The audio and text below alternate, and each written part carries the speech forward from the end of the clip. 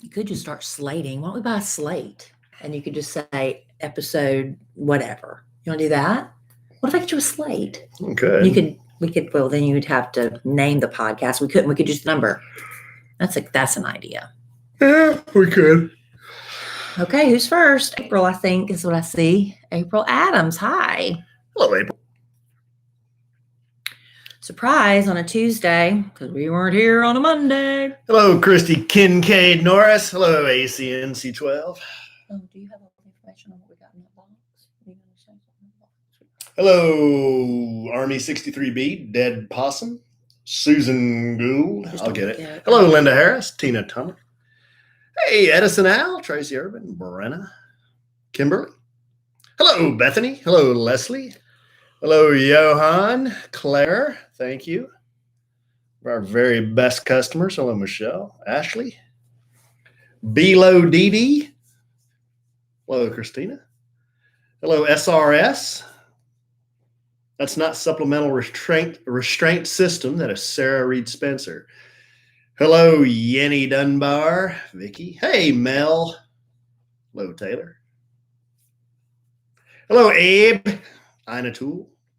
Hello, Shelley. Hey, Mel. Oh, I already said hello to you, Mel. I'll say hello to you, Mel, twice. Already said hello to you. Hello, Dead Possum. Oh, I said hi to Dead Possum. Dead possum? Hello, Cindy. Dead possum?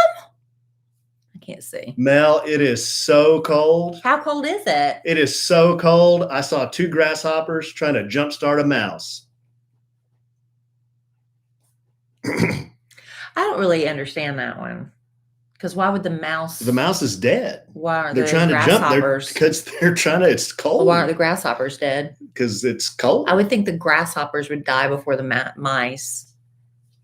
Hello, Andrew. Hello, Jessica. Yeah, I'm trying to change my part, so it's driving me nuts. You got to put it in the middle. No, I don't want to do the middle part. I'm too old for that. Yeah, lucky we do have power. We're blessed. We could not do podcast without power. Maybe I keep it on my face a little bit. Hello, little Matt. Changing your part is no joke. Jenny, what is the temperature in North Dakota right now? Because that'll make us feel better. Is it colder than it is here? That'll make us feel better. What is it? Let's compare. Let's see whose is lower. It's 18, but feels like. It's 18. Down, but feels like 7.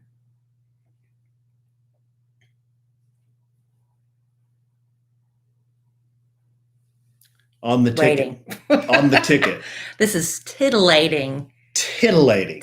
Hey, guys. Hey, Kim Wright. Did she say the temperature yet? She has not. In St. Louis, as of right now, it's -2 with wind chill of -22. Dang. Jenny, below 0 for the last 12 days. This is crazy. This is crazy, isn't it? Alan and I really need 36 below. Unbelievable. Jenny. In Missouri, -10 here below. It was 36 below a few days ago. Jenny, seriously, it's cold here. You can show Andrew. But yeah, I understand that. As the moderator of this community. Is our regular moderator not here? I haven't. No, Kara's here. Jenny, how does that work? Like, how come your pipes aren't always busting? And does your energy ever just prepared for it? Go out? I bet they have insulated pipes or something because they know. I know they have engine block heaters up there. We've got we're 19 in Alabama. That reminds me to go turn off these lights. That is low. Yeah, it was 50 degrees on the second. Smash that like button. That's true. And if you all have any lights on at home, you need to turn them off. That's what they're telling us. In fact, we're probably being irresponsible by recording this podcast. Look at all this energy that we have to consume. This laptop, this Boss Man George recorder, phones, lights. Although those are LEDs, so they're not consuming very much energy. The laptops and the recorder, they consume some energy. Yeah, you got that right, Bethany. Hello, Andrew. Thank you, Christy. I turned all the lights off. We're just, you know, the habit of leaving lights on, and we have to really think about it. You know, we should stop bitching and bemoaning about we're not bitching. We're about 18 because we've got minus 10. Yeah. We've got minus 3. It's so bad. Minus 36. And y'all, we've been having, I don't know where you're listening, but we're having rolling blackouts here.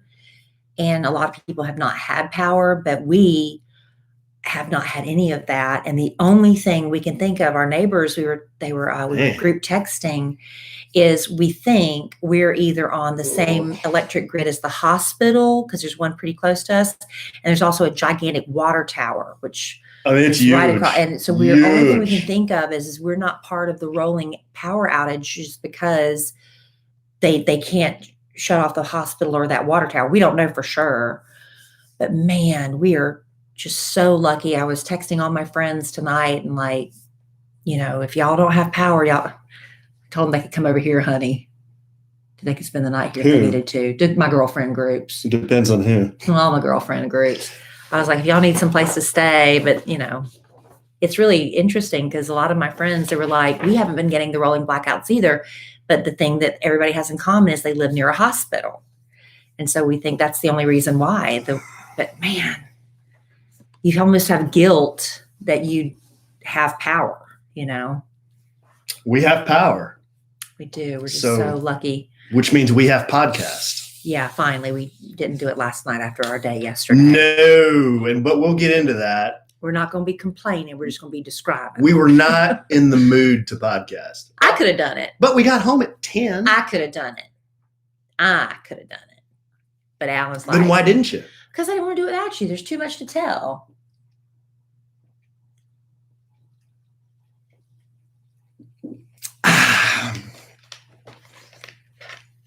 Yes. Andrea, she said next time they buy a house, they're going to ask, is this house on a critical infrastructure grid? Seriously. It's a good question. Who knew this would be a big deal? Oh, wait till I tell you the story of my mom and dad tonight. Talk about wheels off. We've got to just tomorrow. Yeah. I'm going to call your sister and we're going to force There needs to be an intervention. They have no power and they refuse to come over. They're huddled. They're literally huddled. Sleeping in front of a fireplace. I went over there. Nobody answered. I'm like, what is happening? I'll tell you.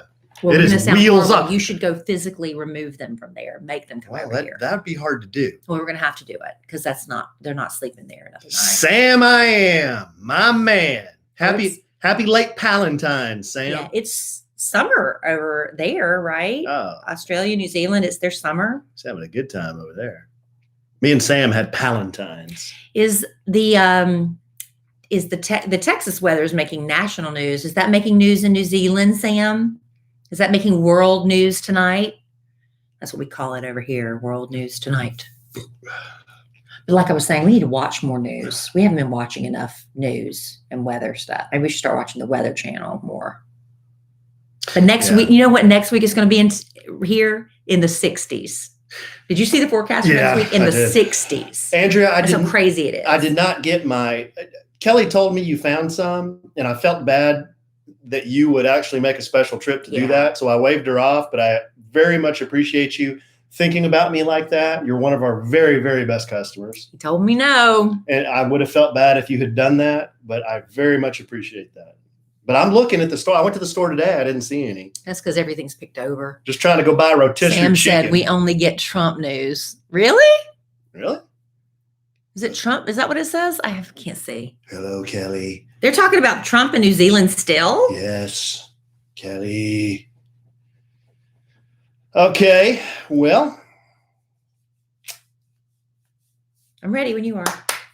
Hector, wasabi. All right. That was loud.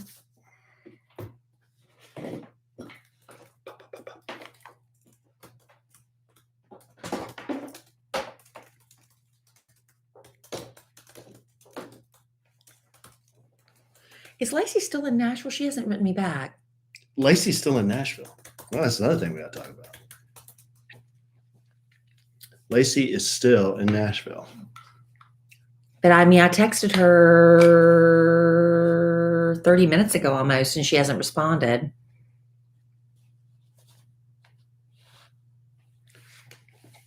All right, you ready? Yeah. Hello, Rebecca Beck. Is my mic on? Is it good? Is it good? Hello? Hello? Justin DeFront, please pick up the red courtesy phone. Justin DeFront, please pick up the red courtesy phone. My mom had a pipe burst, and we found that the entire house's PVC is freaking pipe, hot water pipe instead of. Oh no! I need to get readers. I can't hardly read. That's terrible. Hello, Cheryl. Oh man, people are really going through it right now. Yeah, they really are. And then we get on here with this buffoonery. Well, hopefully, we'll be a distraction. Are you ready? Hit it. But wait till we gripe about our woes. We're not going to gripe. We're just talking. We cannot complain. We're very blessed. Oh, we'll complain. No, we're very blessed. We're just going to tell you what happened. We're not going to complain. We're just going to tell what happened. It's not complaining, just to tell what happened. Hit the button.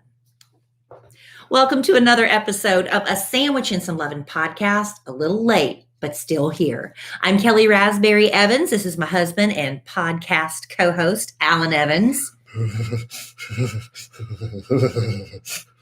Hey, train in the house. Oh, doing special effects. No, we're actually. It's cold, babe. It is cold outside, in here. But we're very lucky. We have Oh, heat and yes. we're doing well. We have heat. And on the outside and on the inside, because we've got so much to tell you tonight. I was like, Alan, I'm going to pour myself a glass of wine and kick back and just chitty chat with everybody tonight.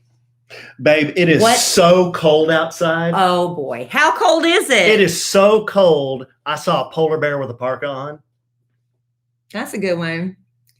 Babe, it is so cold outside. How cold is it? It is so cold. I chipped my tooth on my soup today. Oh no. Babe, it is so cold outside. How cold is it? It is so cold. I saw a dog stuck to a fire hydrant. Oh, yeah. Yeah. Yeah. One more. You want me to ask? Babe, it is so cold outside. How cold is it? I saw two grasshoppers trying to jumpstart a mouse. See, this one I don't get. I tried to explain to Alan. The mouse would outlive the grasshoppers because the mouse has a little bit of fur, right? That's good, clean humor. What? There's nothing wrong with that. That one I think has got technical problems. You know, I shouldn't have told those because I told those to my boys and neither one of them laughed. Yeah, they're dad jokes. Yeah, they looked at me, Daddy, that's corny. Yeah, I guess dad/corny jokes. Yeah. Yeah, but I'm glad you still have your sense of humor. Hey, but we're hashtag blessed. We're very hashtag blessed. I don't care if y'all think that's corny. It's true. We are hashtag blessed because we are home. And, if you've been keeping up with the news, I don't know if you're in Texas, but if you've been watching the news at all, you see what's happening in Texas right now. Didn't you say the meteorologist said this is a generational freeze, that you only see this once per generation? I saw one meteorologist that said that this is the first time that all 70 counties in Texas have all been under a winter storm warning at the same time. Yeah, it's crazy. We've not seen anything like this for such an extended period of time. And unfortunately, they've been having rolling blackouts, where my parents are under this. They say the power comes on for about 45 minutes and goes off for about 45 minutes. So it's not enough for them to get, they said they're staying pretty comfortable, because the house is heated up and then just right when it starts to cool off or whatever, the power comes back. But when I call to check on them, sometimes it'll say, the number you're trying to reach has been disconnected or is no longer in service. That means their power is out again. But they're doing fine. A lot of people have lost power altogether, and 1.6 million, I think, in Texas. And right? I was reading, because I'm always on Nextdoor app. It might be more than that. People with the utility companies say, just letting y'all know that the workers are busting their butts to get everybody back on as quickly as possible. Alan and we came home. We were out of town for the weekend, but when we got back, we didn't know what we would be facing. But my cul-de-sac neighbors, we were in a little text group.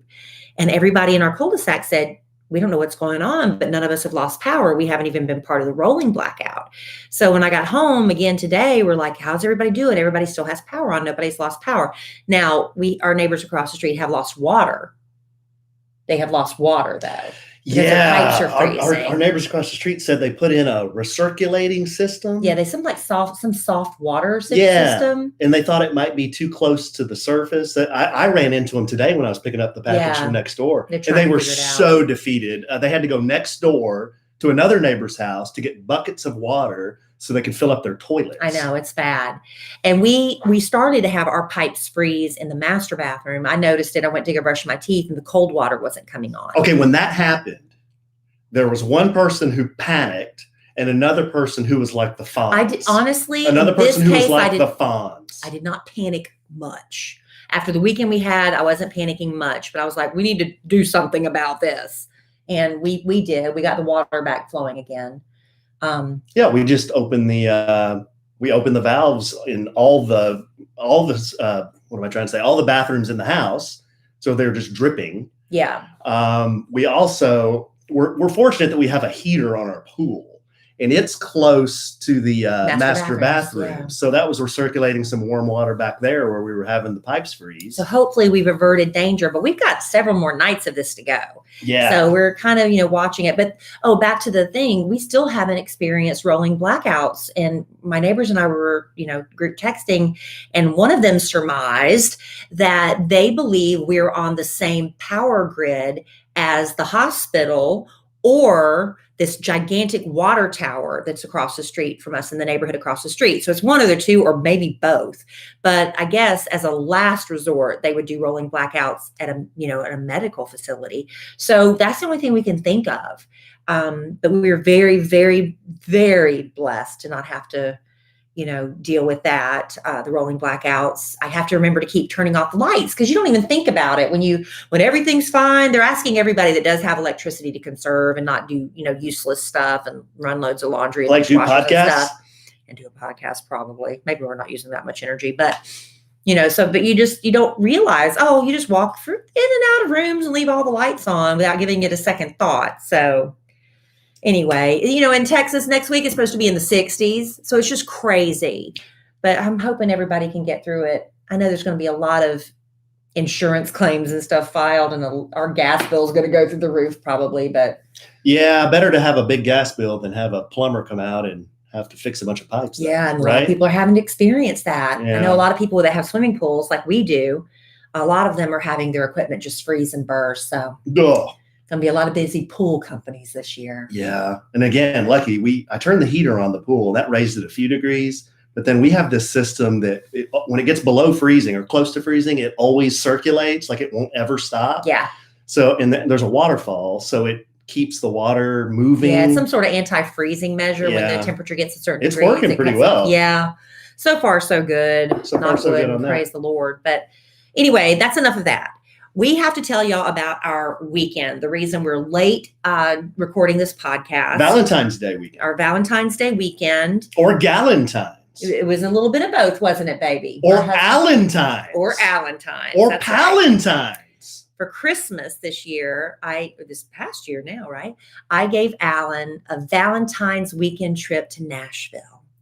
And because he's really gotten into country music lately. He loves Hardy. He got the boots, the hat. He's really bought in. And I was like, let's go to Nashville.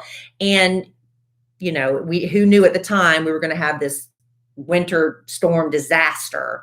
But, that was what our Valentine weekend. So yeah, Kellie gave me for Christmas. I opened this little present. There was a little shot glass, and it was a Nashville shot glass. There were like these little boots that said Nashville on it. And real cheesy. Yeah, real cheesy looking. And I thought, that's kind of random. I thought she regifted it, honestly. I thought she got it somewhere and just regifted it to me. So I was like, whatever. And then a couple of presents later, I opened another gift, and it was the next one. It was the next one. It was the tickets to go to Nashville. She said, surprise, this is your Valentine's present. We're going to go to Nashville because we've never been together, and we're going to go check that out. I was like, oh, that's awesome. Later on that morning, we got the news that bomb exploded in Nashville, which was really strange. We were like, what is happening right now? So we'll probably get into it a little bit, but we were staying very close to where that happened. Yeah.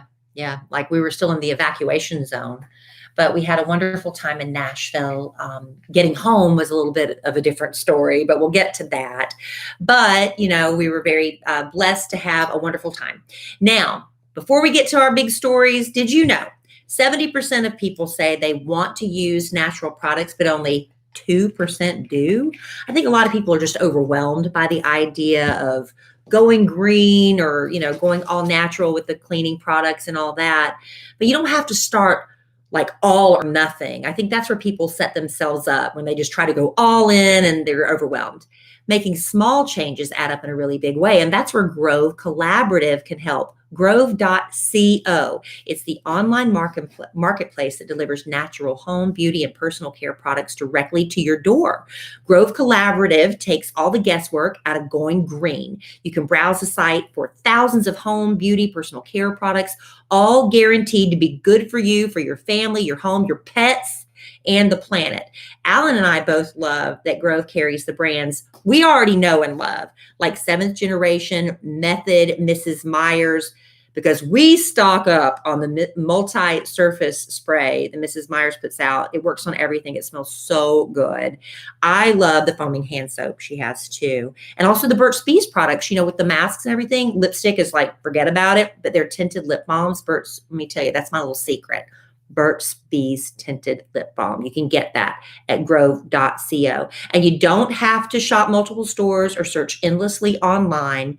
Join over 2 million households who have trusted Grove Collaborative to make their homes happier and healthier. Plus, shipping is fast and free on your first order. And making the switch to natural products has never been easier. For a limited time, when our listeners go to grove.co/sandwich, you get to choose a free gift with your first order of $30 or more. But you have to use our special code. Go to grove.co/sandwich to get your exclusive offer. That's grove.co/sandwich. Thank you, babe. Love Grove. All right. So Valentine's weekend, I had to work Friday, but as soon as we got off the air, we raced to the airport. I mean, we were really racing by the skin of our teeth. Now, normally we would take an Uber, we'd take a Lyft, whatever, to get there, or we'd have somebody take us. But there's nothing worse than biting your fingernails, wanting to yell at whoever's driving, go faster, because they're doing you a favor or whatever, or a service by taking you. So Alan and I just said, okay, which car are we taking? Just jump in the truck. Now, I'm telling you this stuff now because it'll come back. This is all divine intervention. So we race to the airport in Alan's truck, park as close as we can to the gate. Thankfully, well, not thankfully, that sounds bad, but because of, we were running late, we didn't have to search all over for a parking space because the airports aren't that busy right now. Traffic's very low. And so we were able to park really close to our gate, run in on time. Everything was beautiful. And we parked, and this is to be pertinent to the story, we parked at a terminal called Terminal A. If DFW Airport, if you've never been there, it's huge. It's one of the biggest in the country. And it's got A, B, C, D, and E terminals. And isn't there F too now? I'm not even sure. And each one of those is huge. And they're all connected by this train, this like high rail train. Or, like the monorail at Disney Yeah, like World. a monorail. Or you can walk between them if you want to walk for miles and miles. Or you can take buses. Between them. But we parked at Terminal A because that's where our flight was leaving. Very close. Yeah. But we made it on the plane. Everything's fine. So we get to Nashville, and my friend Lindsay Lawler. A little bit of turbulence. It was very turbulent. But that's not the airplane's fault. It's just the weather's fault. But you know what? No problems. There's a storm coming in, yeah. Right? Alan and I haven't been really keeping an eye on the local news. We didn't really know what was coming. I didn't, at least. Did you? No. I knew they were predicting cold weather, but we haven't been watching. No, I knew they were predicting cold weather, but I didn't know the freaking ice age was coming. Right. So when I decided I was going to send Alan or take Alan to Nashville for our Christmas Valentine's gift, my friend Lindsay Lawler, if you know her, if you've ever listened to the Kid Craddock Morning Show, nationally syndicated, she is a singer and a songwriter in Nashville, but she also is a very smart businesswoman, and she has this rental space. It's like a loft. It's called, I want to make sure I get the name right. I don't want to say it wrong. Nashville Music Loft. Nashville Music Loft. You can go to nashvillemusicloft.com if you want to see it, but it's like you can rent it like we did. We stayed there. You could use it as an event space. she said she's had people, like, if they want to bring in a professional chef and do like a big meal, but their home isn't big enough, you can rent their space for that. They have musical performances there, lots of different things. So that's what she has there. And so we stayed there, but she also has NashvilleBachelorettes.com. Very smart, because before COVID hit and everything, Nashville is like the #1 destination for bachelorette parties. Did you know that? Not until I went to Nashville. Another Yeah. thing I learned, don't Yeah. say bride tribe. Yeah, right. So the thing about it, with Lindsay, like, if you're going to do that, and, if you're the maid of honor and it's your job to plan everything, but she really wants to go to Nashville and you've never been to Nashville before, or you wouldn't know what to do. Our friend Lindsay is like a concierge service for that. She'll handle everything, whether you want a party bus or you want, to get a private, or if you want to have like a private makeup artist come over to wherever you're staying to get you all made up before you go out and hit the town. Things like that. But she's got connections. Like she Lots can of she can call a restaurant and say, "Hey, I got a party at 10. Can you get them in, like the special table, blah, blah, blah." She'll even call Ubers for you. Yeah, that's what she did for us. So when we landed, she was so excited we were coming. So she had a car waiting for us when we got there. So we went straight to the loft and she met us there and we went to eat. That was our She's like, we went to this place. Typical Rasberry Evans. And she said, "Oh, are y'all hungry?" I was like, "I am starving," because I was in such a hurry to get to the airport. We didn't have anything to eat on the plane. I am starving. So what do y'all want? We'll So have I the was whole like, menu. we'll have anything. Yeah. So we went to this restaurant and we had she said, "You got to get the hot chicken and macaroni and cheese." And so we did that. And then we're like, we're so hungry. Let's order appetizers too. Well, they accidentally brought us an extra appetizers. We had 3 appetizers, hot chicken and macaroni and cheese. We were so bloated. We said, "Lindsay, we don't know what you have planned for us, but we got to go take a nap." Oh, and we were drinking mason jar cocktails. Mason jars filled with cocktails. Ugh. It was awesome. So we went back to have a little nap. And then she's like, "Okay, what do you want to do?" And it's like, "Well, we're in Nashville. We want to go honky tonkin'." Right? Yeah. So we went to a place that's literally called Honky Tonk. Honky Tonk Central, I believe is the name of it. And her friend Jake Maurer band was performing. So that was cool. Guy's such a stud. Such a stud. Good looking, great singer, has a band with a fiddle. Can't play unless you have a fiddle in the band. There's a song that's called that. He wears the coolest cowboy hats. And a cowboy shirt. Fancy cowboy shirt. So we were just look like a cowboy. So we're sitting at the bar and I'm like, I'm still full from lunch, but I want to be Kellie Good Time Girl. So I start drinking vodka. I was drinking a lot of vodka. So I'm sitting there. We're having a great time. And then I said, "Alan wants to hear Hardy. How can I get the band?" That Jake Maurer band's gone off by that point. So then the next band comes up. I'm like, "How can I get them to play Hardy for Alan?" So I gave him $20 and they forgot. And so Lindsay went up there and said, "My friend tipped you and she wants to hear Hardy." So they did. It was really fun. Mm-hmm. And Lindsay got there and sang too. She was singing Linda Ron stuff. Yeah, she's a singer. It was just a fun night. And then I made the bartender short circuit. You did? She asked me what I wanted to drink, and I said an old fashioned. She was like, "Ah." Yeah, at a honky tonk bar. It's a honky tonk. It's like they don't do that. They're serving you in these little plastic Dixie cups, and they're charging bigger cup. They're charging you about $8, but they got this little tiny plastic Dixie cup, and I'm like, "Well, how about vodka on the rocks?" And she's like, "I got that." Yeah, so it's a honky tonk. You don't order stuff like that. I thought old fashioned. Who can't make an old fashioned? Alan, you're being a little uppity. I'm from Dallas. It was a honky tonk. No, you I get know. beer or you get vodka. Pretty much. That's what it was going to be. Or whiskey. Right. So then after that, we went to this, it used to be a speakeasy. Like it was an old building that was, I don't know, when they did Prohibition. And there were so many stories. Well, they used to bootleg booze. Yeah, they had bootleg there. And everybody has performed on that stage. Elvis, and she was just going down the list of all these people that had performed on the stages called Skulls. Did I say Skulls? You did not say Skulls. And it's also, this is right around the block from where we're staying at Nashville Music Off, but right around the block. And they're known for burlesque. Mm-hmm. So there was a stage that went through the restaurant where the burlesque dancers would have come. I also wanted to see some burlesque. Well, because of COVID, they weren't having that. But we did get to see a 77-year-old cabaret performer. She was fabulous. She had all her clothes on. She did. Fortunately. Alan. She was 77. She was in great shape. No, she was better than me. She was, but I don't want to see She was in better shape than your wife. Well, See, You don't want to see me up there naked either. Well, that'd make me mental if I saw somebody 77 without their She clothes looked on. good. She was wearing skin tight pants. She had a cute little haircut. She was awesome. And where was she from? Ireland. Good eye, mate. Yeah, she was from Ireland. And she actually, Irish Spring. She wasn't Scotland because Seamus, Lindsay's cousin was from Scotland, right? And she was from Ireland. She was from Ireland. Yeah. So anyway, she came over to our table because we were just loving her. We were just giving her all the love. So she came over. It was really great. So that was, we had a lot to eat, a lot to drink. We were done for the night. And this loft has blackout curtains. So I told Lindsay, she says, well, you want to get up and do all this stuff tomorrow? I said, sure. I can't sleep past what? I can't sleep past like 8:30 with those blackout curtains. What time did that?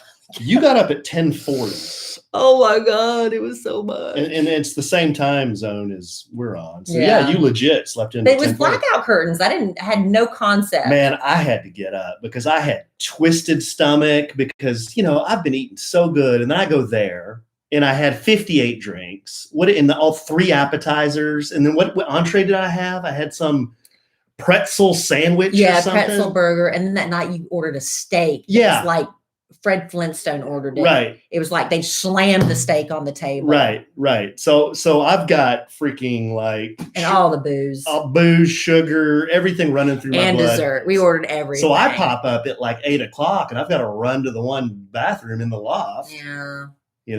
And then I was like, I'm up. I might as well just make coffee. Not me. And then I panicked.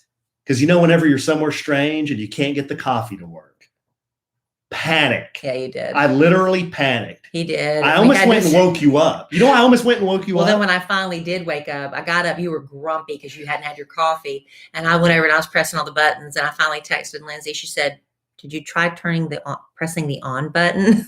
It's like I knew that. It was the on button. It was a different model. It was just different model we were used to. Well, that wasn't the only reason I was grumpy. Did you try pressing the on button in the back?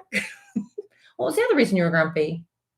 Wasn't the only reason I was grumpy. What was the other reason? Well, hello, hand. You didn't bring the lube. I forget. Don't need to. Why don't you ever, on a road trip, ever bring the stuff? Why don't you? Because it's in your drawer. I don't know what to bring. Why don't you remind me? I always forget. We always forget. All right. That's beside the point. So then we met Lindsay. That's beside the point. And Jules. That was so much fun. And we went to Julie. Well, I think she calls herself Jules. I wasn't on that. Well, when I watched the video, she goes, I'm Jules. Oh, hey, Jules. Maybe she is Julie. I was calling her Jules because Lindsay called her Jules. I wasn't. So we'll go with Julie then. I wasn't on that level with her. Oh, maybe I got too friendly. She said, hi, I'm Julie. Oh, that reminds me of the time that my Aunt Barbara, may she rest in peace, the family called her Babs.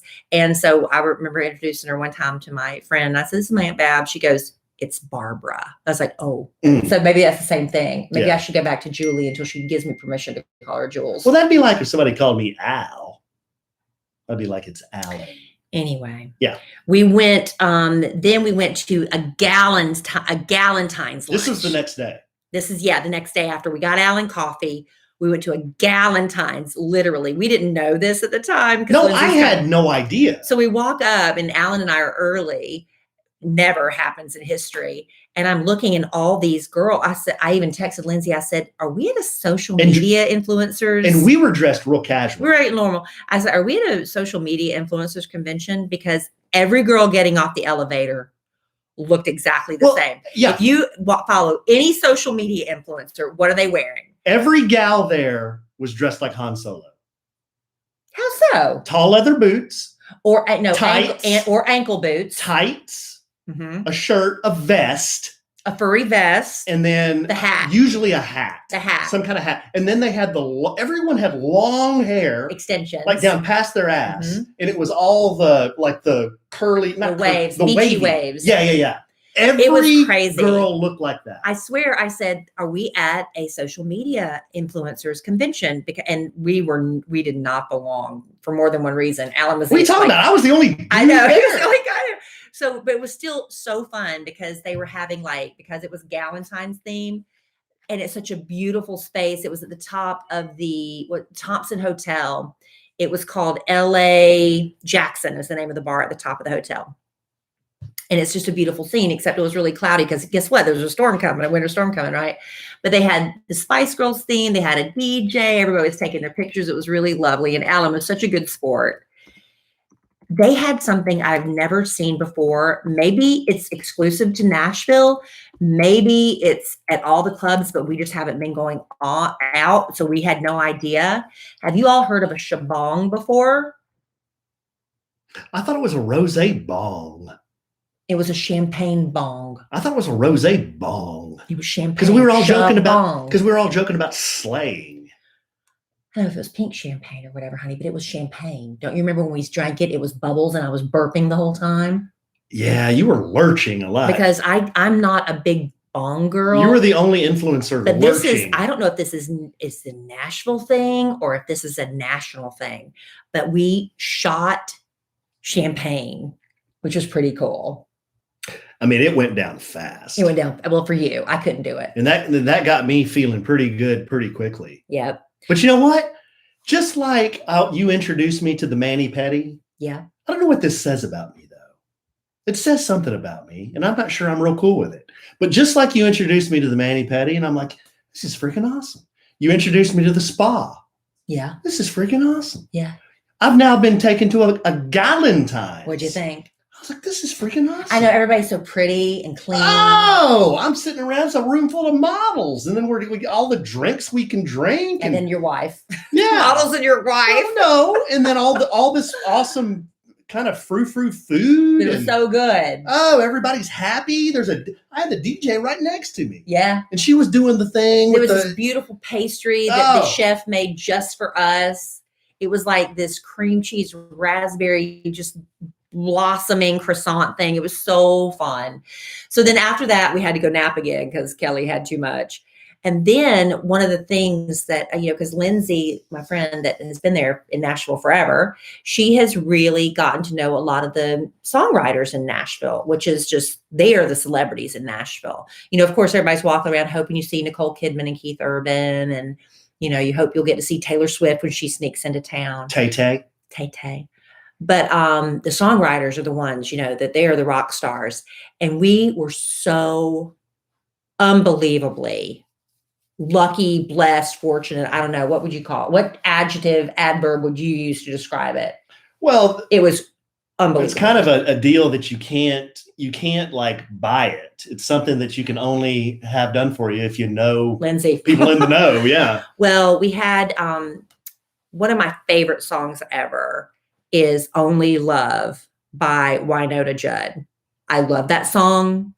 It's just been so long ago, you kind of almost forgot how much you love the song. The man that wrote the song came and performed it for us. He also wrote Bless the Broken Road, which was Rascal Flatts. Mm-hmm. He wrote a song with Marty from the Dixie Chicks, their song Ready to Run. The Chicks. This is the Chicks now, that's right. Yes. And anyway, Born to Fly by Sarah Evans. I was like, you're basically every country song I have in my iTunes it was written by this man. This cat wrote them. Yes. So incredible. Again, Marcus Humman, if you want to look him up, Humman. It's like human, but with 2 M's. So that was really awesome. He had so many wonderful stories to tell. And then we had her good friend, Chris Roberts. He goes by Disco Hiker on his Instagram, but they performed together a lot. He's written some beautiful songs. And then Jake Mara from the night before stopped by. Mm-hmm. So we're all singing. And a lot of his band. Yeah. And we were just singing and having just a greatest time. And that's, another experience just thanks to Lindsay. But she can do it, if people want it. That was amazing. So we had a little private concert. Oh, and one thing we forgot to mention, Kellie's coworker, and a lot of you know her because she has a podcast. Loose Lips and Childbearing Hips. Yeah, Lacey. Lacey happened to be in Nashville at a birthday party with some of her friends. So she texted me the day before when we were at lunch. Yeah, Lacey texts Alan. And I'm like, hey, babe, Lacey's in town. And Kellie says, well, that's cool, but why did she text you? And I'm like, well, why would she not text me? But why wouldn't she text me? Kellie says, because I work with her. Yeah, I work with her. And I said, I don't know. I have a friendly face. And so as a joke, I was going to write. Yeah. I was going to text her, why the hell are you texting my husband? And I wanted Kellie to do it. I'm like, I was like, you've got to do that. That's too mean. That's too mean. I wouldn't do that. Oh my God. So I was like, why did you text my husband instead of me or something like that? Because I was afraid, why the hell are you texting my husband? She might literally have a heart attack. And then Kellie panicked. People are scared of me. And then for Kellie some reason. panicked and let her off the hook. I did. And then when she wrote me back, I was like, Lacey, I was just kidding. I don't care. Even though it was kind of weird, she didn't text me. Well, she even texted you today. No, I texted her. Oh, you did? And she texted you back? You didn't tell me that part. No, I was just like, Lacey, where are you? Okay. Are you okay? She's still in Nashville. We'll get to that. Yeah, we'll get to that. So Lacey comes, we all have a good time at the music thing. And then Sunday was Valentine's Day. So Sunday, we wanted to kind of get a feel for, by this time the weather was starting to turn. It was starting to get really cold and it had iced a little bit the night before. So it was really slippery. So we were like, we want to see things, but we don't, we're kind of, what do we do? The weather is starting to really kick in. So Lindsay's friend Mason Shank, he just put us in his car and he drove us around and showed us all the in spots. He showed us he pointed out where Taylor Swift's condo is. She lives in the top floor. Mm-hmm. He drove us by where she and Jake Gyllenhaal went for coffee. He told us where Taylor likes to go for sushi. Mm-hmm. And he took us to Reese Witherspoon's store. She has it because Reese is from Nashville. And she has, what's the name of her store, honey? Draper James. Draper James. We went there. And then showed us Clint Black's house. Clint Black's. We went everywhere. It was really fun. A lot of the big names in country music, we saw where they live. And there was battles fought there. We went and saw where the battle lines were against the North and the, it was right where the North and the South met for a huge fight there, a battle. Saw Vanderbilt University. Yeah, we went to, we saw John and Rich. Rich, was it? Rich and Big and Rich. Big and Rich. We saw Rich's place. Anyway, and it has a big sign, trespassers will be shot. And we took that very seriously. But I said, Mason, we're in Nashville. Can you please take me to Living with Landon store? He's like, absolutely, wherever you want to go. So I went to Living with Landon, and it was towards the end of the day. They were getting ready to close down. And plus, remember, bad weather's moving in. So I got there, and the ladies were so sweet. They were like, oh my gosh, your timing is so good, because earlier today we had women lined up out the door to get in here. I was like, lucky me. So I, bought a couple things, and I was like, tell Landon. I didn't contact Landon because I knew she wasn't in town anyway. But then Landon found out I was there. So she texted me. Her daughter had a volleyball tournament. Landon and I are friends. Alan's whatever. But it was really fun. And you were sweet to let me go. Oh, you had to go. And, I went into the store too. It was a very nice store. Very nice. Very nice. All the social media influencers apparently shop there because it's all that beautiful, clean lines and naturals. I bought some bracelets. I didn't see anything in there that wasn't white, tan, or sienna. Yeah. I bought a couple of bracelets. I bought a necklace. Or gray. And I bought one of her Living with Landon notepads. Yeah. And it was $900. Oh, it was not. It was not. Almost. It was not. It was expensive. It was not. Are you kidding? For $100. 117. 107. Okay. I got a necklace, 2 bracelets, and a notepad. A necklace, 2 bracelets, and a notepad for $117. That was bucks. Not bad. I could have done a lot more damage. Hashtag marked up. Why are you doing that? Why are you doing that? She's my friend. I know. It's fine. I didn't care. Why are you doing that? I didn't care. It's fine. That's not nice. Oh, I'm sorry. Some of it was expensive. What are you charging for a hat? There was 25. How much are you making off that, Mr. Markup? 25. You know how much her hats were? No, I don't. But I'm not having people. That's not nice. Oh, I'm sorry. Her stuff was not overpriced. Oh, it was very I nice. didn't say it was overpriced. You did. No, I did not. I just said it was a premium. It wasn't. Okay. It was fine. It was fine. Okay. And I love her. I know you do. You're ruining my friendship with her. I think you loved her more than me. Well, you're ruining my friendship with her. No, I'm not. So then after that, after my wonderful trip to the Living with Landon store, which is not overpriced, we went to Valentine's dinner. And this is where we started to notice there might be some trouble setting in because we had a bit of trouble getting a car. We finally managed to get one, a lift to get to dinner. Oh, to get to dinner. Yeah. We found, are you not paying attention to me again? No, I was just, our live studio audience has some differences of opinion on pricing, but that's rude. okay. That's You're okay. rude. So anyway, we finally got to dinner, and we went back to the Thompson Hotel because at the very bottom floor was Marsh House. And let me tell you, it was probably one of the top meals I have ever had in my life. I've never heard Kellie go on and on as much as she went about that dinner at Marsh House. And I love food. Oh. But this is truly, if Alan had not been there, or if he had been looking the other way, I would have licked the bowl. I was that good. But like I said, we started to notice there was trouble because getting car service was starting to be a big problem. Again, this was on Sunday night, our Valentine's night, right? Yes. So then we're going to there was nothing happened. Well, no, wait a second. Spectacular Sunday night. What?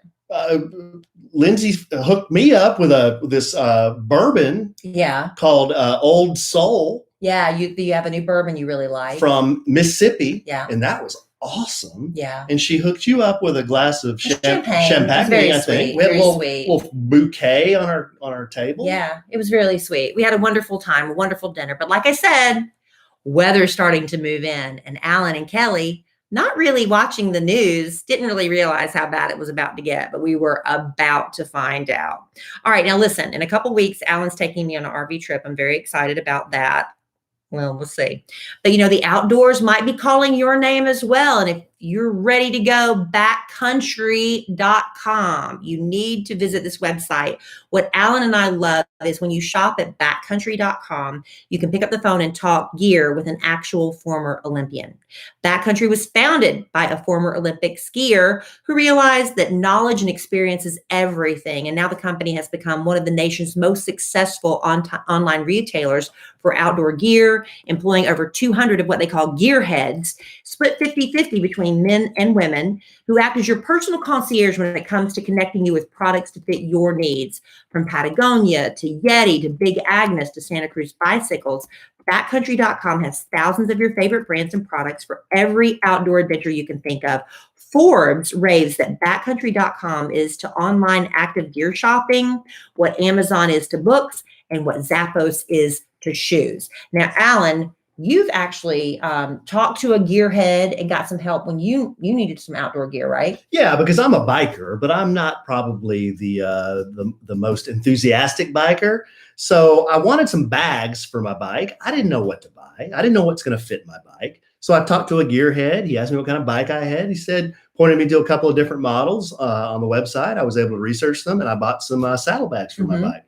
Fit perfectly, and now I can stick my sandwiches in there, stick some groceries in there when the weather's nice, and ride around with my saddlebags. Yeah, and you also got that nice vest too, didn't you? Yeah, I got a Patagonia vest. I took that to Nashville. So warm, it's incredible. Glad I had that, and it looks good. And I have a Stetson hat that I got at backcountry.com. Stetson felt hat. Told you, he's into country.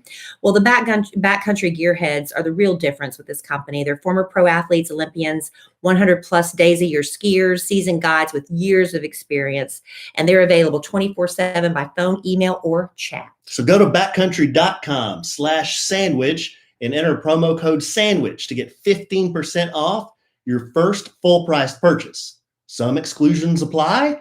Go right now and get 15% off at backcountry.com/sandwich. Enter promo code SANDWICH. That's backcountry.com/sandwich. And don't forget to enter promo code SANDWICH. All right. So we got through Valentine's Day. Now, wait a second. What'd you get for Valentine's? Oh, Alan got me a music box that when you turn it, it's like a little tiny little music box. It plays "You Are My Sunshine," and then you open it up and it says "To My Beautiful Wife," and it's a little inscription about how much you love me. And I can't remember exactly the verbiage, honey. I'm sorry. That's okay. And you also got But you did like it, right? I did, loved it. And he got me a necklace with a bee on it. Because when we first started our very first Valentine's Day 5 years ago, he gave me a bee necklace. And it was because we had met on Bumble. And so this is like an upgraded necklace. This is really nice. What are you saying about the first one? It was nice, but this was, you could tell this is more expensive. Do you still have the first one? Yeah, I do. Never seen you wear it. Sorry, go ahead. And you got me a box of mixed chocolates and a little box of sweetheart conversation hearts, because our first Valentine's Day, you put thousands of conversation hearts message side up on the counters. And so that's like a little nod to that. Yeah. Did you have anything else? I think that's about it. Yeah. And what I get you? Kelly got me a what do you call it? A leisure lounge. Yeah, a leisure suit. It's a polo. No, leisure suit's different. A leisure lounge wear. Athleisure wear. Yeah. Yeah, it's a pullover that has a hood, and then it has matching pants that are joggers, and it's by, what's the brand? Outdoor Voices. Hashtag not an ad. No. Outdoor Voices, which is really, really nice stuff. It's really expensive. Yeah. So this stuff is like butter. Yeah, it's really nice. In fact, I don't even need to wear an undershirt or underwear. I can just wear these as long johns. Yeah, they're nice. I'm glad you liked them. So I got you navy because you look good in navy. I just want to get you something besides black. Everything Alan wears is black or gray. So I got him navy. No, not true. I want you to go and I want you to take a video of your t-shirt collection.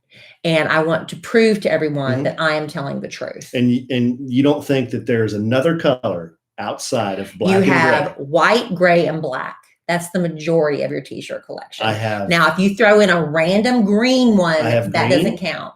Okay, one. I have dark red. You can't tell me that the dominant colors in your closet are black and gray. I have cornflower blue. I can't believe we're debating this. I'm a master debater. I've told you this 100 times.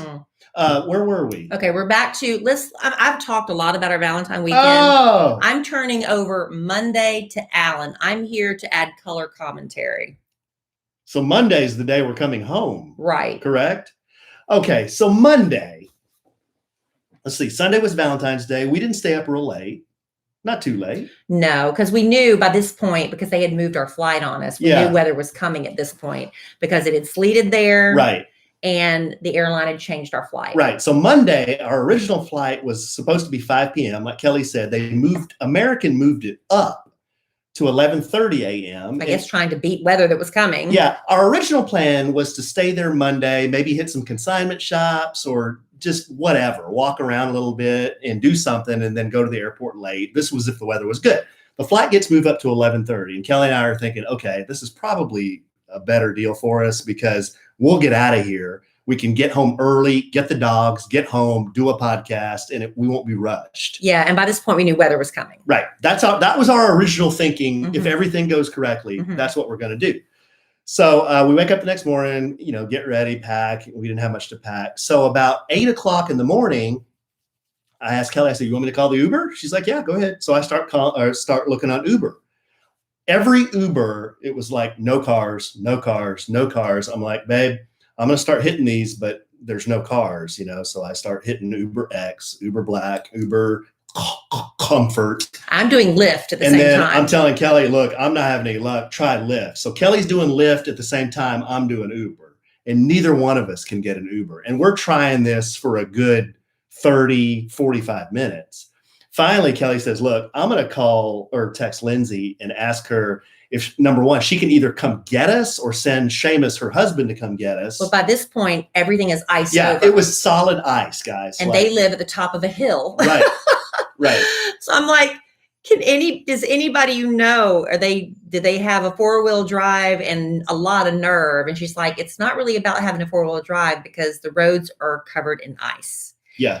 So I'm starting to panic. So this entire day, I was telling Kelly, we were reviewing what happened to us. We were like, it was this big day of these roller coasters. Okay. So the first roller coaster is like, we're going down. We're like, we're not going to be able to get to the airport. We're not going to get to the airport. We're going to be stuck here at this condo and we can't get to the airport.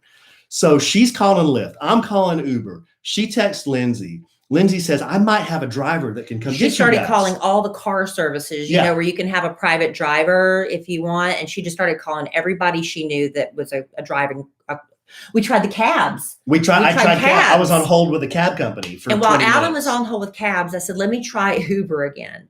Well, I had tried Lyft, was having no luck, but with Uber, my credit card had expired. So this is another little twist. So as I request a car, it was like the only car that was available was like $125 for what normally would be a $15 ride to the airport. I'm like, we got to go for it. So I requested it, but my credit card was expired. So while and it's searching so I'm putting in, they made me do a PayPal or something. Anyway, I never confirmed the car. I canceled out of it. Later that day, they tried to charge me for it. Mm-hmm. But I got out of that. Right. They refunded me that, but that was a big mess up. So we keep trying on Uber and Lyft. Kellie texts Lindsay. Lindsay says, I might have a driver for you. Well, while that's going on, I get a hit on my Uber. I'm like, babe, I got a car. And this was like 8:45. And we were wanting to leave by... We wanted to leave by 8:30. We wanted to leave by like 8:30 at the latest because of the weather and everything. And the flight's at 11:30. So I said, I got an Uber. Right at the same time, Bing! Kellie gets a text that says Lindsay had just sent over a driver. So I'm like, what are the odds? So and she said, I said, Alan got an Uber. She goes, he's on his way. I was like, okay, Alan, cancel the Uber. Yeah, unbelievable. So it was just one of those things. I spent 45 minutes trying to get an Uber. I got one, and then I canceled it. So that didn't matter because we had a ride to the airport. So I'm sure my Uber rating is like awesome. So the driver comes, he pulls up. It's a big SUV or whatever. Such a nice man. So here we go. Literally to the airport. No problem. No problem. I mean, it was icy, but he's like driving slow. No problem at all. We get to the airport. Check our bags through the priority line because we had bought some upgraded tickets. It was Alan's Valentine gift. So I splurged, okay? I splurged and got us first class. Let me just tell you what we got for our first class. Nothing. On the way to Nashville, the turbulence was so bad, they served no food. They only served soft drinks. One man asked for coffee. She said, I won't serve coffee because the turbulence is so bad, you can burn yourself. We got soft drinks, and that was it. On the way back, there was no ice. First class isn't always what it's cracked up to be. That's my only complaining. Okay, go ahead. Okay, so we get to the airport, check our bags, go through security, no problem. No problem. There's hardly anybody there. There weren't a lot of people at the airport. Well, why is that? Because only 3 flights were going to take off. Yeah. Only 3 flights in the whole airport. And one of those flights was to Dallas. Now, poor Lacey, who had been there the night before, her flight got canceled. And she could have flown standby on our flight, but she was coming from another area. And we didn't know her flight was different from ours. And she was trying to reschedule, and she was going to fly standby on our flight. We didn't know this at the time. She would have been about one of 100 people trying to fly standby on our flight. She would have never made it anyway, right? But there were lines of people whose flights had been canceled. They were all trying to rebook. Hundreds of people. It was a sad, sad scene. So Lacey was on the 130 or something like that. And that's one of the flights Kellie just mentioned. They all got canceled except for our flight. So she had to rebook. That we got moved to. So she was stuck in Nashville. And then our flight was showing on time. The whole time it was showing on time. We go through security, go to the gate, board, no problem. Well, we were a little late boarding. Yeah, because the flight came in. Minor details here. Yeah. The flight came in a little late, so we're a little late boarding. But we're starting to hear bad things.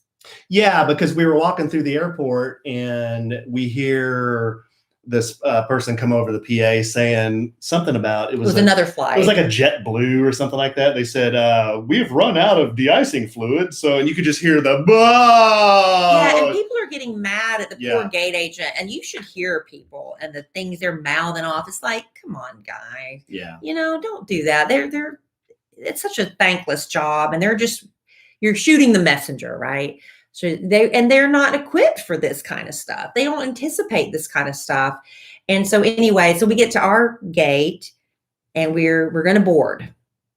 Yeah. So we get on and they start de-icing the plane. They start, I don't know if you've ever been on a plane where they have to do this, but they pull up this crane next to it. Basically, they just squirt it with all this fluid. It's like pink and green, and it's fumy. Yeah, it kind of smells fumy. funny, but they have to do it in 2 stages. They throw on this one coat, and then immediately after they throw on this other coat. And we learned a lot about de-icing. Yeah, and you have to be wheels up in the air after that second coat in a certain amount of time.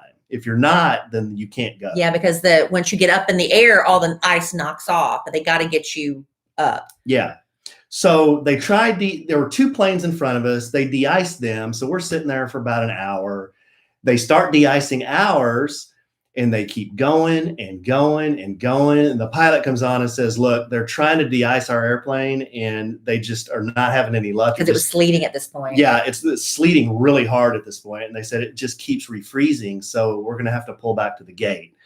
So we pull back to the gate. We're not really, it's like, you know what? Everybody's safety is the most important thing, right? What's the worst thing that can happen? A lot of people have worse things happen when they try to take off in bad conditions. So we were like, okay, it is what it is. Yeah. So we pull back to the gate, and he says, it's going to take me a minute to figure out what they want us to do. So we just kind of sat there. We're just, sitting there reading or whatever. And he says, folks, they want you to get off the plane because we're not sure if this flight's going to even go. It hasn't been canceled, but we're not sure if we're going to be able to fly. It's just the weather's he said the weather's okay in Dallas. It's just too bad for us to go now. Well, yeah, because it was sunny in Dallas at that point. Now, on my app on the phone, it kept saying the plane was being delayed by another 30 minutes, 30 minutes, 30 minutes. And Alan and I were like, we see the writing on the wall. Everybody on this plane is going to run to the ticket counter and try to rebook. So let's just go ahead and see what our options are. So we were the first one. We were literally the first people off the plane. We were sitting in the very first row.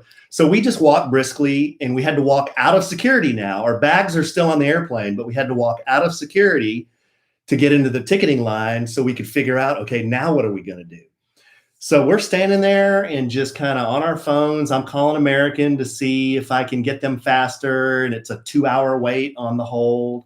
And all I'm thinking about is if I don't get home, my producer, Robert, you know him as Sunny or White Cheddar. Stop talking. He is going to kill me. I could just hear him in my ear. Didn't you know bad weather was coming? Why did you? And I'm like, and I know he might not have ever really said those things to me, but I just knew inside he would be seething at me. I told Alan, we've got to get home. Go see if you can rent a car. We're going to have to drive home in this weather. And he's like, are you sure? I was like, we're going to have to try. Yeah. So Rasberry here throws a big panic and says, what do you think about driving home? And you looked it up online. And so I used my best friend Siri, that rarely works, but this time I said, Siri, how far is it from Nashville to DFW? And it says 10 hours. I'm like, if it's 10 hours when the weather's good, it's going to take us 24 hours. I said, that's fine. We got to go. Okay. So to humor my wife, and I knew in the back of my mind, there's no freaking way I'm going to do this. But at least you went. I went down to rental cars while Kellie's in line. I stand in line there for a while, and I get up to one of the agents. She goes, we've got no one-way cars, but you could book online and get one tomorrow.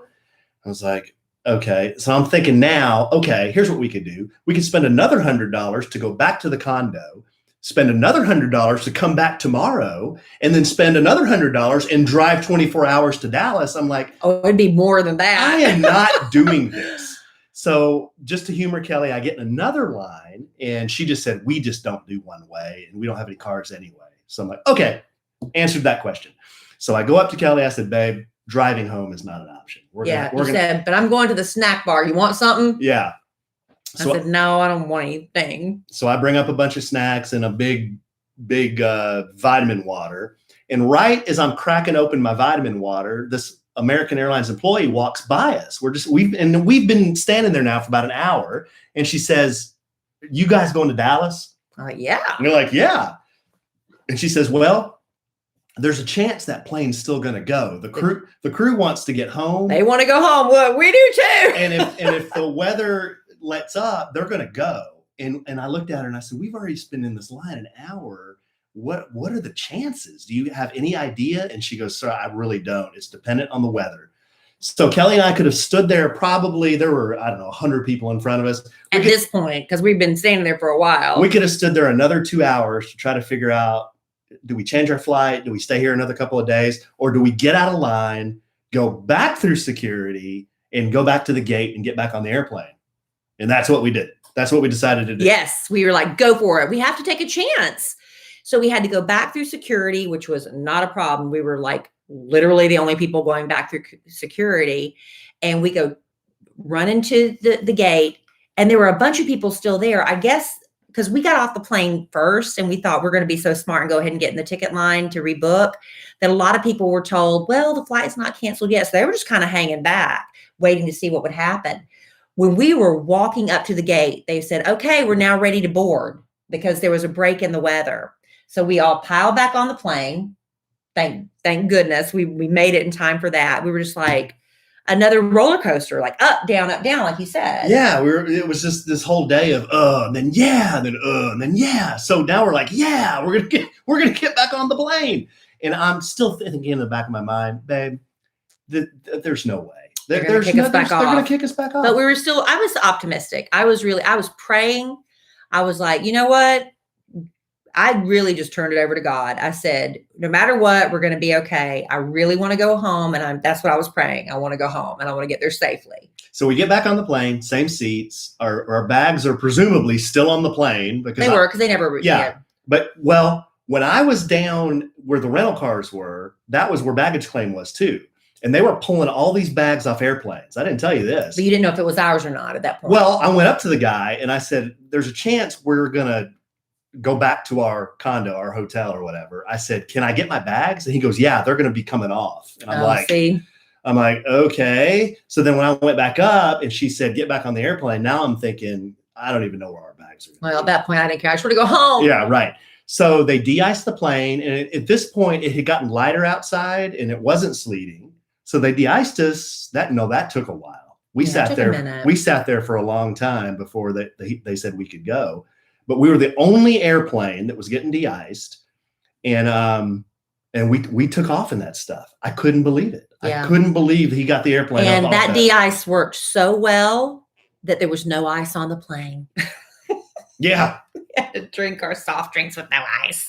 So we weren't going to complain, huh? Yeah, that's the only thing. That's the only thing I'm complaining about. You didn't have any ice, huh, babe? No ice in my drink. You didn't have an ice in your Sprite, huh? No, I did not. And I didn't have Sprite, the Rat Sprite, honey. Wow. I had Dr. Pepper. Oh, well, they didn't have your soft drink either. Wow. But I did get pretzels on the flight home. That was good.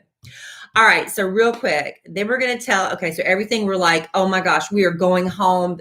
Praise the Lord, hallelujah. We're almost there. And then we land. And I'm going to tell you, we're going to wrap up the end of this never-ending saga. Bring it home 1 minute, for Jerome. In 1 more minute. But you know what? We use Amazon for everything. Shopping, food delivery. We watch movies, obviously, now. Well, now it's time for you to use Amazon Pharmacy. Were you aware of this? This is really cool. It's a genius idea. No more waiting at the pharmacy. The last time I had to go to the pharmacy, they put in a drive-through to help save time.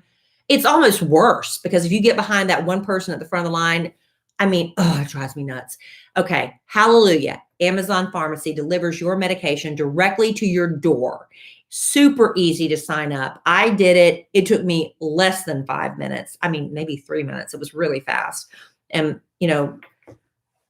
with Amazon Pharmacy, it works with most insurance plans nationwide. You just have your doctor's office send your prescription straight to Amazon Pharmacy. So instead, when my doctor always asks me, is your pharmacy still the same? I'm like, nope. Now I'm with Amazon Pharmacy. Anyway, Amazon Prime members get free 2-day delivery. Plus, you're going to save on prescription medication when paying without insurance. I really want to give you to give this a try. I know you're going to be pleased with how easy it is to get signed up. It was probably the easiest thing I've ever done. And you're also going to love the fact that you never, ever have to wait in a pharmacy line again. And Amazon Prime members can save on prescription medication when not using insurance and get free 2-day delivery. Learn more at amazon.com/sandwich. That's amazon.com/sandwich.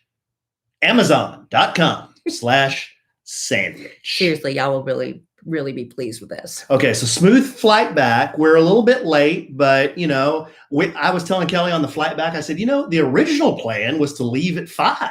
Yeah. So I said, if you just think about that, we're kind of on the same schedule. Yeah. No problem. And you know? because of what was happening in the Dallas area and everything was frozen over, our dogs were being kept at this place we love, Sherry's Pet Spa, #, not an ad. I've used her for years when I had George. We love her. She loves our dogs. Amen. And she's like, hey, I'm not open today, but I'm going to come up there and meet you so you can get your dogs because things are bad. We don't know what tomorrow's, the weather's going to hold up. Could lose power at the spa, the pet spa. So go get your dogs. Awesome. Okay. So just real quick, babe, when we land, and this happens a lot if you're from Dallas or have been to Dallas or through Dallas. Remember I was saying before, you got A, B, C, D, E, and F terminals. Well, most of the time, if you're lucky, you'll come back. If you leave from A, you'll come back at A. But of course, on this day, when it's 10 degrees outside, we came back at C. So we come back at the C terminal. So I tell Kellie, I said, I just had an idea. The Skylinks were down. The trams were down. So you can't use those. You don't want to wait outside. You don't want to wait outside for that bus because it was too cold to stand outside. So I said, you go to bag check, get our bags. I'm going to walk all the way over to the A terminal, which is not that horrible. Not that horrible, but we're at 25, gate 25. And then I've got to walk, to about the middle of A. So, it's not the end of the world. Not the end of the world, but it was a nice walk. I was pretty warm when I got there. But anyway, I said, I'll go get the truck, which is parked at A. I'll come back over here and pick you up. No problem. Genius. Because I've got arm muscles. I can get our bags off the conveyor belt. I'm not worried about it one bit. And you can stay inside. You don't ever have to come outside. I'll pull right up to the curb and I'll throw them in the back and we're gone. So I do just that. I go over there, get in the truck, tell Kellie I just made it to the truck. And when I got there, I had a bottle of water that I've left when we left. It was frozen solid. That was kind of interesting. So I sit there for a minute, warm up the truck. Again, divine intervention, getting ready to tell you about that because there were no cars. There were no Ubers. There were no Lyfts. There were no cabs. Yeah. And my truck is 4-wheel drive, which was awesome. So I take it out of the C terminal parking, go all the way around and park out. Actually, I parked in 1 hour parking at A. And I tell Kellie, I'm here, thinking that by now the bags are, Kellie's got them both and she's just going to come out. And I'm standing there waiting. Where's Alan? Where's Alan? Well, Kellie told me, okay, your bags come off, but I'm waiting on my bag. And then what happened? So I'm standing there and the conveyor belt, is going around and around and around and every bag came off and suddenly the conveyor belt shut off and my bag didn't come off. And so I tell Alan, my bag's not there. His first thought was, oh, you were on your phone texting Lindsay or texting Lacey or playing Best Fiends. Best Fiends. And somebody stole the bag. It's friends without the R. He's thinking this is my fault because it's Not always my fault. It's always user error, he says. I was like, Alan, no. I'm like, I'll be honest. I wasn't looking 100% of the time at the bags coming off. But what are the odds of all these people who are just desperate to get home that somebody's going to, and my bag was huge because I wanted to do all this shopping in Nashville. So I bought this really huge bag. Nobody's going to go for the biggest bag if they're stealing. They're going to grab the little one and run, right? I was like, Alan, I really don't think it. So anyway, I'm being highly misrepresented. That's the truth. You thought it was my fault. I'm being highly misrepresented. Kellie said, my bag hasn't come off. I said, babe, are all the bags gone? She said, yes. I said, okay. Were you standing right where the bags come out? She says, yes. I said, okay. I said, is there a chance you look down? Maybe you were playing a game. Maybe you were talking to somebody. And is there a chance? How is what you're saying different than what I said? Because I didn't say, well, it was your fault that the bags lied. That's not what I said. That was the underlying That's not implication. what I said. It was the underlying implication. I asked the question, is it possible that somebody might have taken your black bag, because everyone's bag is black, and rolled it off while you were in the middle of... And then you started making me doubt myself. While you were in the middle of killing slugs. And you said... It's possible. No, I said no at first. I don't think it would have happened. I said no at first, but then the more you kept badgering me, I was like, well, maybe, because then it's like it's not here. So anyway, I have to get in line behind everybody whose bags are missing, because you have to understand Dallas-Fort Worth Airport is one of the biggest in the country. It's a big connector. So a lot of people have connecting flights and they're stranded in Dallas, and now they're trying to get their bags because their bags are still, they don't know where their bags are. So people are yelling at this one poor employee, poor man. God. And I'm just waiting my turn. I told Alan, okay, there's now 6 people ahead of me. Okay, now there's 3 people ahead of me. Okay, Alan, I'm next. And right when it was my turn, the man said, excuse me, ma'am, I'll be right back. Oh, no. It was my turn. God. I was like, that's okay. That's okay. I'm trying to breathe. I'm like, he needs to go do what he was doing. You're texting me all this. I'm texting him all. And I'm wanting to run in there and like tackle somebody. No, it's not this man's fault. He went and there was 2 baggage carousels where there was some unclaimed luggage, and he had to go pull them off. So now there is unclaimed luggage everywhere. I mean, because there's a sea of unclaimed luggage because so many issues. So I didn't yell at him. I just said, hi, I was wondering, I said, my husband's bag arrived. I said, here's my claim check. Please, people, always hang on to your claim check. You never need it. 1,000 flights, you've never needed it, but one time you're going to need it. And he's like, ma'am, did you check both? Yes, I promise you, I've checked all the carousels. So he ran the little tag and he said, ma'am, your luggage is here. I was like, it's not. It's really not. And this whole process is taking, 30, 45 minutes? And remember, this is after the whole day of all the buffoonery before, right? And he was so sweet. I wasn't yelling. And he said, okay, what I'm going to do is I'm going to turn the back. I'm going to call down. He can't do it. He said, I'm going to call down and I'm going to have them turn the baggage carousel back on. Sometimes a bag will get stuck and it will get unloosed and it will come on the carousel. I said, okay, great. That's great. So he turns the carousel back on and I go stand and wait while he starts waiting on other people who are yelling at him. And it's just a sad thing. And so I'm waiting and waiting and waiting.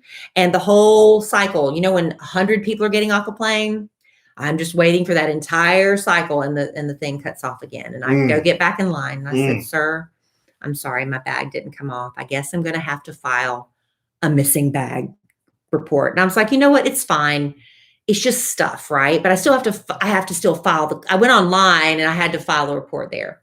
So he gets everything filed for me. Now, in the meantime, while he's filing my paperwork, people are starting to lose their tempers. A pilot came up. He was flying a deadhead. I was like, don't tell me a pilot lost his luggage. He looked at me. He did not think that was funny at all. He wasn't trying to get his luggage. Is that like when you called Tom Landry by the wrong name? Right. He said, no, I cannot get the hotel. There's airport hotels and there's all these hotels around the airport. He said, I can't get anybody to answer the phone at the hotels. Is there a phone where I can do the airport shuttle? Is there anything? And the man's like, I don't know. And he's like, he said, the Ubers and the Lyfts are downstairs with the cabs. He said, there are none. He said, there are women downstairs in tears because there are no cars and nothing. Everything is shut down. So I'm like, oh, this is not good. And the same time, the alarm starts going off because a woman, obviously a troubled woman, she had been pacing up and down. There was something, we could tell there was something wrong with her. She tried to go back into the airport, that spinning door that says do not enter, not an entrance. It's constantly moving. She tried to go back in. She's standing there yelling, I need my husband. I need my blankety blank mask. She's cussing and everybody's like, ma'am, she's just mad. And they finally, and her husband's out here with us and he's walking around. His pants are ripped down the back. He's not exactly. How whipped was that guy? It was like, and so she finally comes out. She's cussing here and there, and her husband kind of guides her over. So he was clapping back at him, huh? And I'm still filling out my bag report. And then she takes off her shoes and starts throwing them across the terminal. Jeez. And he goes and picks up her shoes and brings her back. She's obviously having an episode and she is cussing. She is screaming. And anyway, I'm like, I don't know what to do. I don't know what to do. I'm feeling very, it's just awkward. Nobody's making eye contact. Mm-hmm. I'm surprised. I thought if you tried to go through the wrong way of those doors that automatically are arrested, but apparently because the airport was in such chaos at this point, nothing happened. Jeez. So anyway, I was like, Alan, okay. I texted him. I just filed my missing bag claim. come get me. I'm coming to the door. Mm-hmm. As I am walking to the door, after all this has transpired, After about an hour of this, the baggage carousel starts moving again. And I'm like, what's happening? And so as I'm about to walk out the door, and I know Alan's waiting for me, I was like, just wait a second, Alan, just wait 1 second. And I look over my shoulder. And as I'm looking, coming up out of the conveyor belt is one lone bag. It's my bag. And it kind of had this gold glow around it. And just, whoa. It was my bag. It was my bag. All by itself. Only one. The man told me, he said, sometimes when they're transporting luggage, that a bag will fall off. Fall off. And apparently somebody found my bag, threw it on a conveyor belt, pressed the button finally. And I was literally, I was walking out the door. And I told Alan, that was God. That was God. God said, Kellie Rasberry, Kellie Rasberry Evans, I was testing your patience and you passed. That's what I think. That's what I think, Alan. I have to believe that. Because why else would that have happened that way? You passed? Yes, I was very patient. When I was standing there in that line, I told my mom, I said I was talking to people. I was, trying to I was showing them compassion. You were? Yeah, I was commiserating with them about their lost bags. Mm-hmm. One lady said, my bags are in Puerto Rico. I was Oh, you poor thing. We were just talking. And the pilot, that even though I made the bad joke, we were talking. So after all that Kellie just described, I was right there by the curb. She comes out, had 2 bags. Well, he kind of went to the wrong exit. So you didn't see me coming up I said, you're going to 26, right? The sign that I was parked next to said bag claim 26. It said 25 and 26. The one I came out of said 26. So you didn't see me, but I didn't say anything to you. That was probably a good thing. I didn't say anything. I just went through the snow and I went to the truck and I just got in. I didn't say anything. Yeah, you just got in because I threw the bags in the back. He was so grumpy. And then my Bluetooth was on. And so he's trying to listen to his country music and my murder podcast come on. He's like, turn off your Bluetooth. No, Kellie, of course, her phone never has a charge. So she's got to plug it into my cable that is hooked up to my Apple. My phone never has a charge because I've been in an airport all day, honey. That's why I brought you that little mobile charger you never used. I used it on the plane, babe. Okay, so then we drive home. No problem driving home. Well, we saw a polar bear. We saw some reindeer. Alan accidentally took a little wrong turn, but that was fine. Remember, we were like, where are we? And I pulled out the Waze to get to the dogs. And thankfully, I pulled out the right time. We were on 121. But we didn't take a wrong turn. We didn't know exactly where we were. And thankfully, the Waze got us back. Okay, well, I didn't take a wrong turn. We were on 121. Okay. So we got off. Yeah, we went and got the dogs. That was really no issue. And then we got home and I wanted to do drugs. It was a long day. I was so whipped. And I was like, are we going to do the podcast? No. We're not doing the podcast. Are you kidding me? We didn't get home till 9:30 or 9:45? It was late. And then the Kid Craddock morning show has been canceled. The only reason is because we're all working from home right now. And not everyone I'll tell you, I am so fortunate. I'm not rubbing anybody's nose in it. It is what it is. But I'm not having any rolling blackouts, but everybody I work with is. And so if we're on the air and we're all working from home and suddenly the power goes out, there's no way we can do a show. JC's power went out? He's had the rolling. Really? Mm-hmm. I know Al's did. Yeah. So everybody's having it. And it's just been a big mess. But I don't know when exactly. I think we're trying to get back on with the Kid Craddock morning show by Thursday, hopefully. We're not really sure. Don't hold me to that. But yeah, we're having best of shows in the meantime. But I'm sorry that the podcast didn't go out in a timely manner. But we're here now.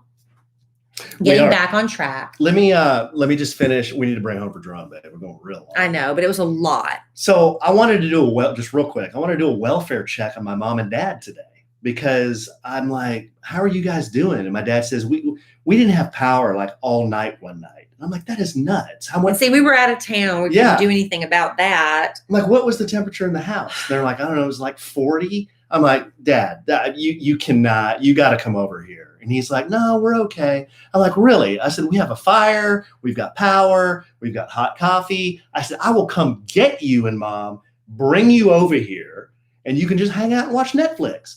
No, we're doing okay. I'm like, Dad, okay.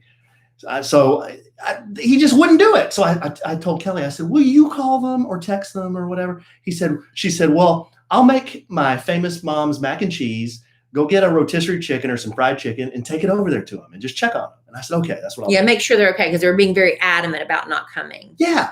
So Kellie made the mac and cheese. I got the chicken from the grocery store and I took it over there tonight at about 6 o'clock. And I told Kellie, I bet you anything they're sleeping because they go to bed so early. They get up early. So I pull up to the house. The entire neighborhood is dark. Okay. I walk up to the door and my dad knew I was coming. So he left the door unlocked. So I'm like knocking and I don't see no lights or anything. So I just walk into the house and there's a towel underneath the door. So I got to really like bang and push on this towel to get past. And I've got the macaroni and cheese. Yeah, they're telling you chicken. to put towels underneath the door sills to keep the air out and, telling people how to conserve energy. Yeah. So then I see that there was a fire in the fireplace, but it was just like a Duraflame log. And the entire house is pitch black except for this Duraflame log. And I walk in and I'm like, hello, Dad, huh? And nobody says anything. And then I kind of tiptoe into the living room and they had moved all the furniture out of the way. And there was a bed in front of the fireplace. And I'm like, Dad? And I walk over and he's asleep. I can hear him like, he's snoring. So it's dark. I can't see a thing. And I think it's just my dad. I don't know where my mom was. I think she was probably in the back, unless she was huddled up with my dad. So I just tiptoed into the kitchen. I could hardly see. I left the macaroni and cheese and the chicken. I opened the fridge, but there's no power. So the fridge was warm. So I don't know what's going on with their food. They put it outside in the snow. Yeah. That's what you should do. And then I could hear their faucets dripping. So they had done that. But my dad was dead asleep in front of this fire. Lord knows where my mom was. So I just kind of was like, well, I don't know what to do. I don't want to wake him up. I could tell my he's breathing. So we're going to go get them tomorrow. So then I left and I texted my dad. And while we were doing the podcast, he texted and said, he said, I just woke up. And I'm like, Dad, that is a wheels off scene you got going on over there. Well, they're coming over here tomorrow. We have to go get them. We have to get your sister. Got to take care of all get on board and get them. You got to take care of the elderly when it's like this. Seriously, this isn't even funny. I know. Got to go get them. You've got to go get them. Kellie said, how cold was it in the house? And I said, well, it didn't feel cold to me because I had just come from outside. I bet if you're living in there, it's very cold. Yeah. Yeah. Well, you know what? We're doing a podcast. We're recording another one tomorrow. We'll let you know how that turns out. Let you know how it turned out. That they might be doing the podcast with us. You never know. Yeah. No, I doubt it. Don't think that's too lewd. Why? This podcast? We weren't lewd tonight, except for one time. What was the one time? When you talked about lube. Oh, lube? That was it. Well, there was no lube. There wasn't. Hello, hand. All right, babe. Well, there you go. We made it back in one piece. I'm glad we're back and we did a podcast. We had to do a podcast. We are. And we're, seriously, we're praying for people who are without power. It's a very serious situation. And hopefully things will be back to normal soon. Like I said, it's Texas. It's supposed to be in the 60s next week. But then the fallout from all the damage done this week is going to be going on for who knows how long. Hey, and I know there's a lot of, we joke around. We try to have fun here. I know there are a lot of people who are having a hard time. It's got to suck, like my mom and dad, not having any heat. And people are like really down and just kind of beaten down. There's still the pandemic stuff going on. But try to think of this summer and try to think, I could go to Mexico. Oh, gosh. Yeah. I could go to Mexico. Yeah. And I just wanted to give you guys an update. We've had 32 rooms already gone on that vacation. 32. We're borderline taking over this resort. We're going to take over the resort. I don't know how many rooms they have, but would that be hilarious if whole resort was us? Wouldn't that? Maybe one day. That's a dream, right? That's a dream. But if you are thinking, this really sucks, and after all this stuff, stop sucking. I'm going to do something fun. I'm going to go to Mexico this summer with Kellie and Alan. Just go check out our website, kellieandallen.com/vacation. and all the details for that Mexico vacation are there. That'll give you something to look forward to. Yeah. You know, although we're looking forward to it. Give me a reason to start working out again. There you go. All right, babe. Well, love you desperately. I love you. I love our listeners desperately. So thankful. Thank you, God, for getting us home safely. Yes, and I'm glad we're here because we need to podcast again real soon. Very soon. Tomorrow. And in the immortal words of the great Keanu Reeves, life is good when you have a good sandwich. Bye. All right. Oh my God. What? Our friend Lacey, who's in Nashville, just got rebooked for Saturday. Bro. Not flying home till Saturday. Is Germ going to go get her? While we were on the podcast, she texted me. She said, I'm good. I'm just here till Thursday if that doesn't change. She at first thought Jeremy, her husband, was going to come get her, but they decided that wasn't safe. And she said now she just got rebooked to leave on Saturday. Oh. Unbelievable. What a whip.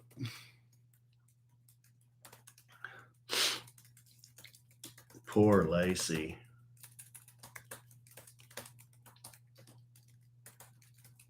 Yeah, we knew she was screwed when she said, I'm on the 1:30. And then we got to the airport and they were all canceled. We're like, oh, now what is she going to do? Now she's going to have to rebook for Saturday. Wednesday or Thursday. Now it's Saturday. Oof. Bless her heart. Bless her sweet heart. Yeah, I know, Jana. We're freaking golden. We're freezing Texas furious as power grid fails. We're so lucky. I don't know what it is, if we're on some grid with the hospitals or what, but we haven't even had a, knock on wood, we haven't even had a flicker. I mean, it's been solid. So I don't know. We're really, really lucky.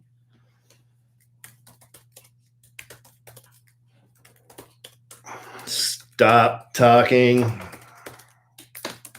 Thank you, Mel. Oh, Michael. Michael, does it get really cold in your place? I mean, it's kind of a dumb question, but are you okay? Do you just put on a bunch of clothes and do you have a fireplace, or what do you do? Yeah. Man, that's tough. You're not too cold? Well, that's good. My dad, when I went over there, he was like buried under all these blankets, and he had that little, just the saddest little fire. It was like one of those Duraflame logs. It's like this big. It's like the saddest fire you've ever seen. Ooh.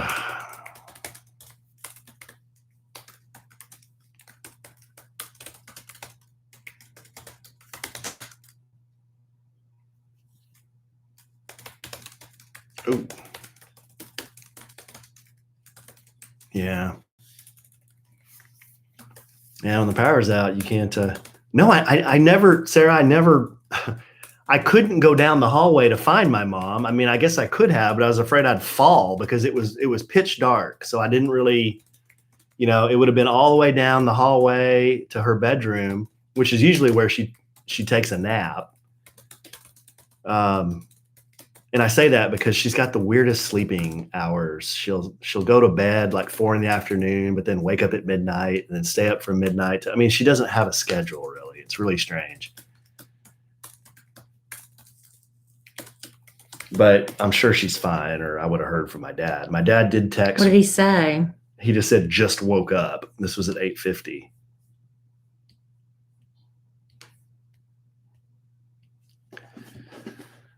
Oh, man.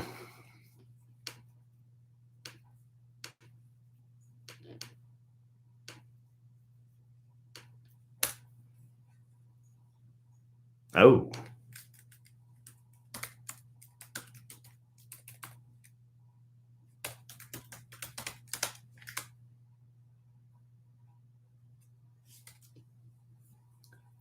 I guess, Sarah. I don't know. What? What? Sarah said she's heard of other people that are like, no, I'm just gonna wait it out here. Where? At their houses where they don't have power. I know, because you don't want to be in a position. You think, oh, it's such a pain in the butt to get all packed up and go somewhere. And then as soon as I leave, the power's going to come back on. But we can't do that with our parents. My parents are doing rolling blackouts. So it's on 45, off 45. But they're fine. But what a mess.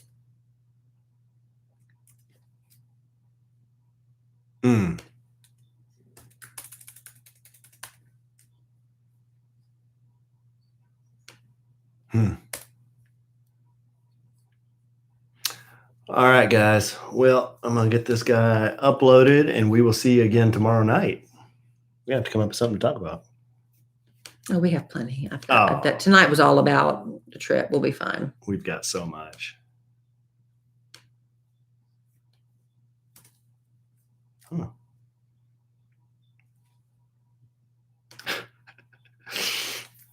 Jana, just get it, babe, to Michael. I like that.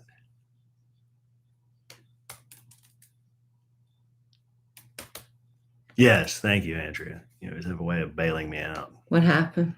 Oh, Andrea is always good for a bit or a segment. You can thank the box tomorrow. Yeah. Okay, guys. Thanks for hanging out. I hope you guys are doing okay. Hang in there. This really sucks. But I guess we'll get through it, right? Good, Kim. Come on back. We'd love to have you. The more, the merrier. Is that our first time? So it's our first time. Oh, thank you. The more, the merrier. You're working your way up. The customer, what is it? The customer type of customer list. Participating in a Facebook or a YouTube live is for our very, very best customers. Yes. Yeah.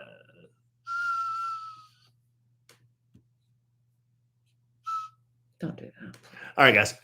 Love you guys. Stay warm. Andrew, my man. AP. How about AP? I always start with the initials until I get to know you, and then I can come up with something else. But right now, Andrew, you're AP. AP. That was like Arnold Palmer. AP. All right. Talk to you guys soon.